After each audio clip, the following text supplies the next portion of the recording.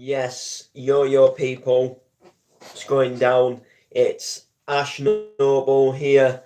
Welcome back to another stream. Today we are doing the aftermath stream of Stompin 2021, the 23rd of October. Um, this is the aftermath. So for those of you who might be new to the channel, you come across this and you're wondering like, what is the aftermath? Basically, what I do on this channel, or what I've been doing at the moment, is I will make a stream or a video where I will announce like a gig that I'm playing at, and then after I've been and done the gig, I will make like a little aftermath stream. So I'll like come live and I'll just talk about how the gig actually went, and I call it the like aftermath of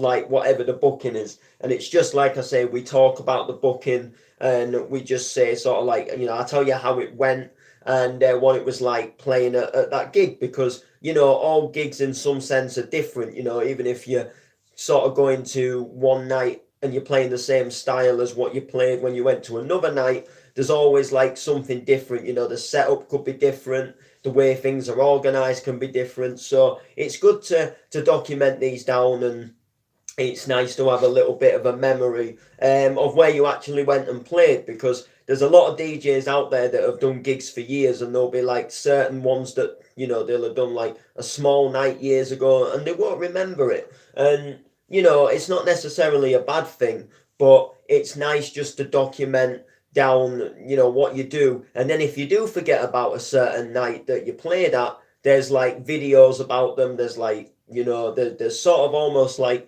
evidence and proof about them, and you can just actually look back to them, and it might jog your memory about the night. Maybe something was a little small night, but maybe it was good for a certain reason. And if it jogs your memory back, you absolutely sweet, because to me a booking's a booking, small or big. Definitely. What's going on, DJ Prime? What's happening? So the weekend was absolutely belting. So it was my first time gigging for Stompin as a DJ. I've MC'd for them twice, and both times I enjoyed MCing for them. But this time it was almost sort of like I was returning home, because Stompin gave me my first ever booking as an MC. First time I ever got put on a flyer was with Stompin. So for me, it was almost like I was this MC, and then I went away. I did loads of things. Do you know what I mean? I was, I sort of went away, and then I've done all of this like other exciting stuff, and I built up this like portfolio, if you like. And then it was like I sort of returned home and sort of like came back home and played at home. Do you know what I mean? That's sort of what it felt like to me. So it was like I was returning as this almost like sort of different person. Like when like a character leaves a soap and then like years later they come back. It kind of reminded me of something like that. But it was absolutely belting. So I was in room two. They asked me to play a hard house set, which I've never played hard house anywhere like at a gig. I've never played. I barely even mixed it at home. I mean, I've mixed it, but like I've got loads of it on vinyl, but it's not something that I mix like all the time. Like you're more likely to see me playing a hardcore set than you are a hard house set. So, but I've been a big hard house lover for years. I've loved hard house for years. I love the Tidy Boys stuff, and I love the old Andy Whitby stuff when he was, doing his hard house. So it was like coming into a genre that I already knew, but it was just wicked. I put a set together and I had more tunes than I needed. It's so different when you're mixing hard house, because the songs are like 8 minutes long, 7 minutes long. So whereas like a hardcore set, if you're planning a hardcore set for a club, you put about 20 tunes into a set, into a playlist, and that takes you to about an hour. Put a couple more in just in case you do a few quick mixes. But with hard house, it's a very different situation because you've got these long euphoric breakdowns and you've got these long intros where it's like 32 bars before the bass comes in. So do you know what I mean?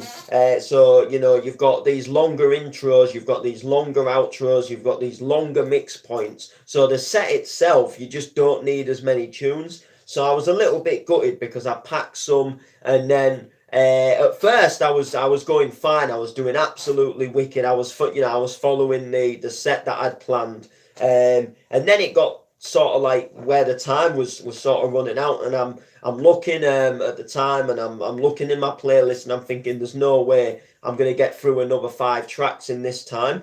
But when you like sort of put on the spot, so imagine like you with a group of people and they say put some music on, you pick a song, and sometimes where you put on the spot and you can't think for the life of you like what to suggest or say. It was exactly like that for me. So I could see that my time was running out, and I was, I had to make a sacrifice. What sort of songs am I going to play now to sort of finish the set off? Whichever I did, I was going to lose and miss out on some bangers. It was sort of like it was sort of like in some sense like one or the others.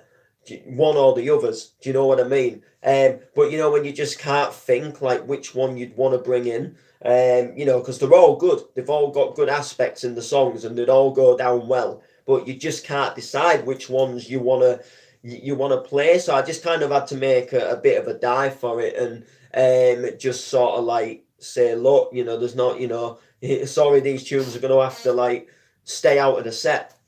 But other than that, it was absolutely wicked. It was belting, it was banging, and I actually really enjoyed playing hard house as well, to the point where I actually would like to play it more. I actually want to go into the genre a little bit more. I want to collect it more digitally. I've got loads of it on vinyl, but I want to play it more, and I definitely want to do more bookings to play hard house because it was a different genre for me. To go to a club and play that type of genre. But I really enjoyed it. It was really fun to mix. It was, like I say, it just had that really sort of good feeling. It was like house music, but a bit harder, and it just had a bit of a good feel to it. And the set went down well in the club.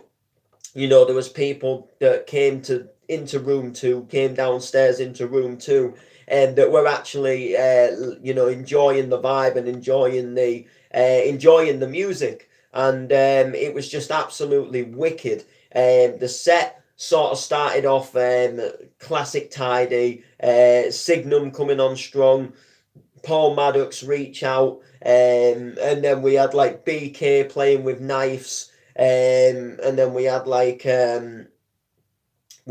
loads of good tunes, and then it got a little bit heavier. We got into some of the Andy Whitby stuff, where it has some like sort of big sort of EDM drops in it, it was nice to drop them as well. And then towards the end, it was supposed to go back into some tidy classics again. It was sort of almost like taking you on a bit of a journey, but midway through the set, it was just meant to get like that little bit heavier, and then I was going to wind it back down again towards the end of the set, which is what I like to do in a set. Even